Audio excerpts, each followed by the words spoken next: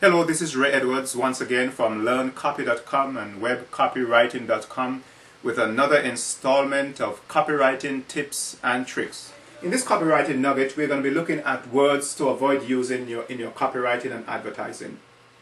Now, I can still recall the days of writing telegrams. That was before the fax machine and internet and email. And writing a telegram meant definitely economy of words, and so obvious verbs and needless adjectives had to be omitted because you paid for each word in that telegram. Now, today with the advent of email and other cheap sources of communication, you don't have to be that paranoid about your message, well, except you're writing an advertisement. Now, when writing a classified ad, for example, every word must count in the small space allowed, and so word choice becomes very important, such as writing an AdWord ad. But word choice is not only about being brief. You see, even when crafting a long sales letter, you should try and avoid using the personal pronouns we, me, I, ours, us. You see, the sales message should be about your prospects and not about your company.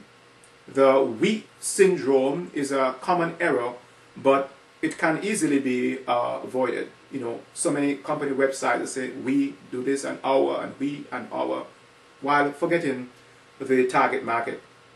You see, a sales message should state upfront the benefit to the customer, not parade how many awards the company has received in the past 10 years. Whenever possible, then the copy should be written in the third person. Now, there are some other words that are very common in advertising, but are just too vague to have any force. Great copy is also specific. So, you may write, how to make $3,567.23 from your home in 30 days. That has more force than how to make money from your home. Here are some commonly used words that lack force because their meaning is just too ethereal, it's just too vague. It. State what it is rather than leave it for the reader to figure out. This word can often be replaced by what it represents or stands in place of. The next is quality. Oh, this has a similar meaning to personality. We often hear people say that someone has personality, but everyone has personality, whether good or bad. The same holds for quality. Every product or service has some quality which the customer will be the ultimate judge of. Now, superlatives such as tastiest and best and fastest and strongest and superior and minimize and optimize. You know, the problem with these words is that they instill doubt in the reader's mind because these claims appear unsubstantiated and unproved. These words lack power because they are not measurable. Take the word superior, for example. What criterion or measurement was used to judge this product as superior? And by how much? The next problem word is solution. Now, this word cannot stand on its own.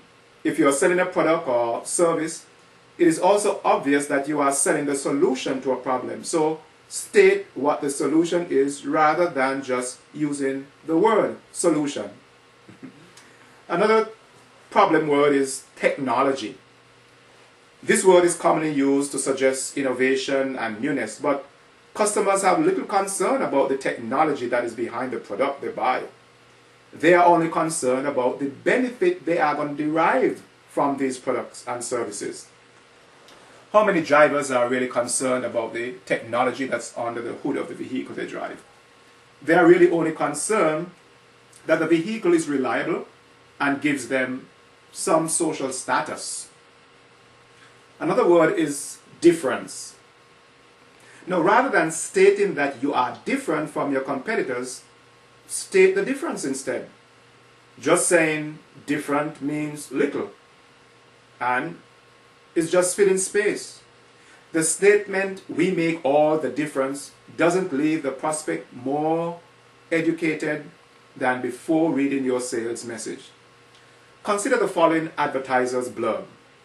We make all the difference because of our superior quality and solutions we offer. You know, it's like junk food.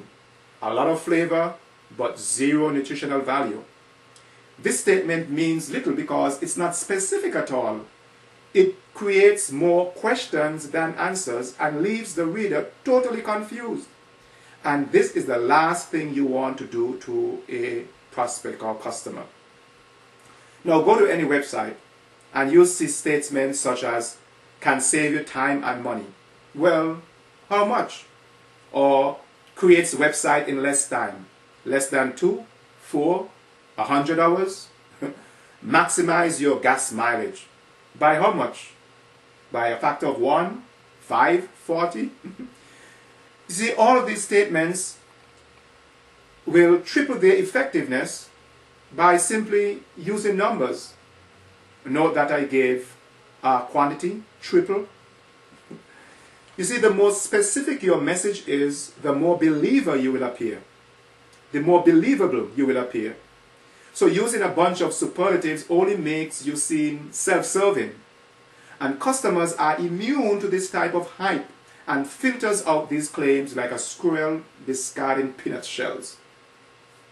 So when making any comparison in your sales letter, state the baseline. Use numbers and give a time period whenever possible. In this way, you don't have to use superlatives because the numbers will speak for themselves.